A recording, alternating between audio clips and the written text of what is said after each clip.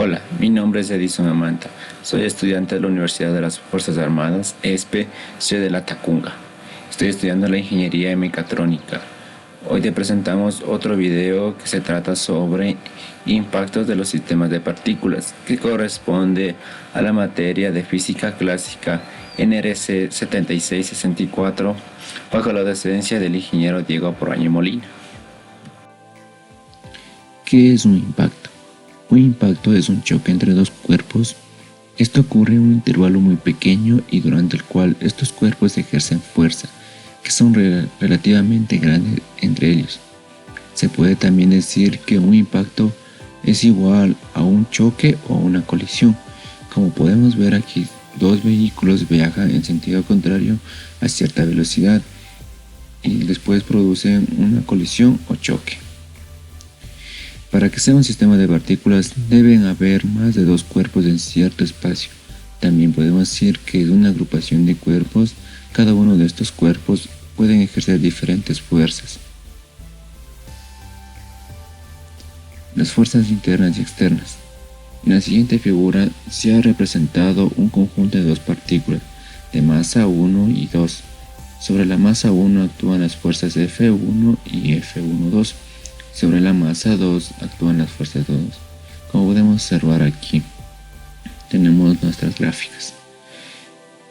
El sistema cuyo movimiento queremos escribir es el conjunto de las masas. Las fuerzas F1,2 y las fuerzas 2,1 son fuerzas internas, puesto que sobre el sistema actúan la fuerza y su reacción. Las fuerzas internas representan la interacción mutua de la partícula del sistema. Por el contrario, como podemos ver aquí en la figura A, la fuerza 1 y la fuerza 2 son fuerzas externas, ya que sobre el mismo sistema no actúa ninguna reacción. Las fuerzas externas representan la interacción del sistema con el exterior del mismo. Una fuerza, sea interna o externa, depende de cómo se defina el sistema objeto de estudio. Cualquier fuerza puede ser interna o externa si el sistema está construido únicamente por la masa 1. Como podemos observar en la parte B de la figura, actúa sobre él actúa fuerzas F1 y 1. De caso, ambas son externas, ya que sobre el sistema no actúa otra reacción ninguna que sea de las dos. Luego tenemos como 2 el centro de masas. ¿Qué es el centro de masas? El centro de masas de una partícula es un punto que a muchos efectos se mueven como si fuera una partícula de masa igual a la masa total del sistema sometida a la resultante de la fuerza que actúa sobre el mismo. Se utiliza para describir el movimiento de traslación. El centro de masa va a ser el que está más cerca o el que tiene mayor masa. El centro de masa es igual a 1 sobre la masa total, y esto que multiplica a la sumatoria de todas las masas respecto a su posición. También podemos decir que va a ser igual a la sumatoria de masas por la su posición, y todo esto dividido por la masa total. Conservación del momento angular de un sistema. El momento angular de un sistema de partículas se define como la suma de vectorial del momento angular de cada una de ellas. Supongamos en un sistema formado por dos partículas. Como podemos observar aquí, la fuerza F1,2 y la fuerza 2,1 son fuerzas internas y las fuerzas de verde son las externas. El momento angular va a ser igual a la sumatoria de la posición por la masa y por la velocidad.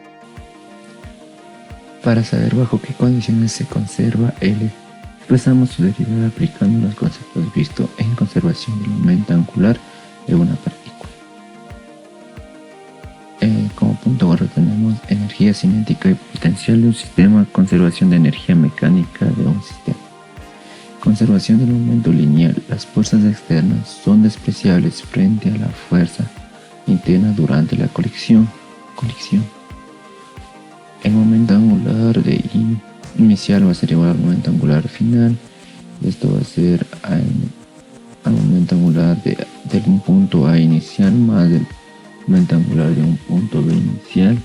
Eso va a ser igual al momento angular de un punto A hacia el Y. En base a la conservación de energía cinética en un choque elástico. En un choque elástico T si se conserva, y también en un choque inelástico T no se conserva. La energía mecánica o cinética se transforma en energía interna, así produciendo energías disipativas o energías de calor o de formación. K va a ser mayor que 0, sería endotérmico, donde T inicial va a ser menor que T final. La energía interna se transforma en energía mecánica, esta sería la cinética de las partículas finales, por ejemplo, en reacciones químicas, reacciones nucleares. K va a ser menor que 0, exotérmica, y T final va a ser menor que TI.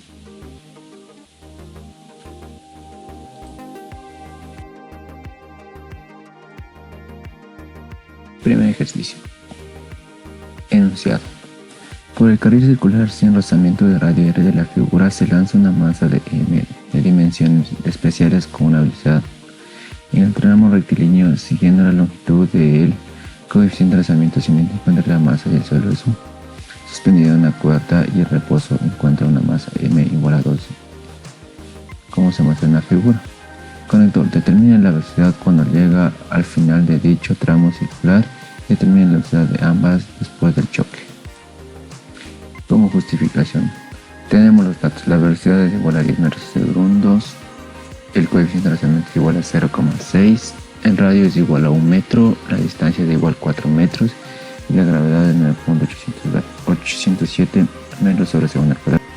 Como en el tramo circular no hay rozamiento, se conserva la energía mecánica, que dice que es igual a un medio de la masa por la velocidad al cuadrado más la masa por la gravedad y por la altura. En cambio, la altura sería 2 veces el radio, ya que esta parte de aquí no sería nuestra altura, seríamos, lo que estamos hablando de altura sería el diámetro, ¿cierto?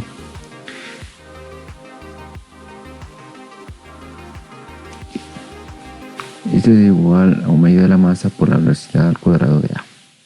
Despejamos la velocidad de A y tenemos que la velocidad de A va a ser igual a 10.23.68 metros por segundo. Para el segundo ítem tenemos que es un choque, es elástico. Entonces vamos a aplicar la siguiente fórmula. Vamos a ver un medio de la masa por la velocidad de V al cuadrado.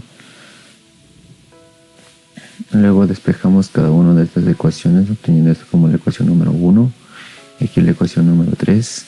Usando la ecuación 1 y 3 hacemos una relación y obteniendo que la 9.6 va a ser esto, y obteniendo que la velocidad va a ser 6.4 y menos 3.2, teniendo como resultado que nuestra opción correcta es la 4, ya que tenemos aquí.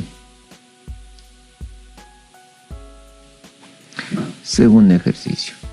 El enunciado del segundo ejercicio dice: un sistema consistente de 3 partículas ubicadas como se muestra en la figura punto 18, encuentre el centro de masas del sistema. Si el peso de la masa son 1 kilogramo y 2 kilogramos respectivamente, encuentre el centro de masas del sistema.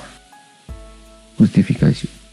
Como dijimos, el centro de masas van a estar en 2 ejes, tanto en el eje Y como en el eje J.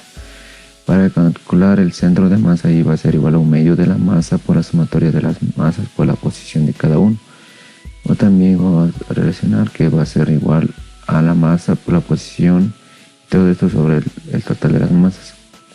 El centro de masas va a ser igual de la primera partícula, que es 1 kilogramo y que se desplaza 1 metro, más 1 kilogramo por la segunda partícula que se desplaza 2 metros y más 2 kilogramos de la tercera partícula que aquí no se desplaza ni uno, sería 0 metros. Y todo esto sobre la suma de las masas, que serían 3 gramos sobre metro, y esto quedaría que el centro de masa en Y sería 0.75 metros. Vamos, el centro de masa en J va a ser de la misma manera, pero aquí tenemos que hacer en cuenta en el eje Y. Centro de masas para la primera partícula sería 1 kilogramo por 0 metros, más 1 kilogramo por 0 metros, tampoco se desplaza en esta, pero la tercera partícula sí se desplaza produciendo un desplazamiento de 2 metros. Igual sería la sumatoria de todas las masas. Sería que nos queda 4 kilogramos por metros, y 4 kilogramos con kilogramos se simplifica y nos quedan los metros. El centro de masa en el eje J nos queda igual a 1 metro.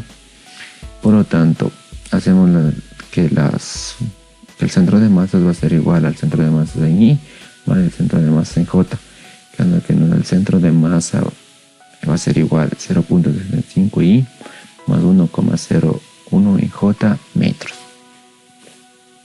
Y nuestra opción correcta es la 1, porque tenemos aquí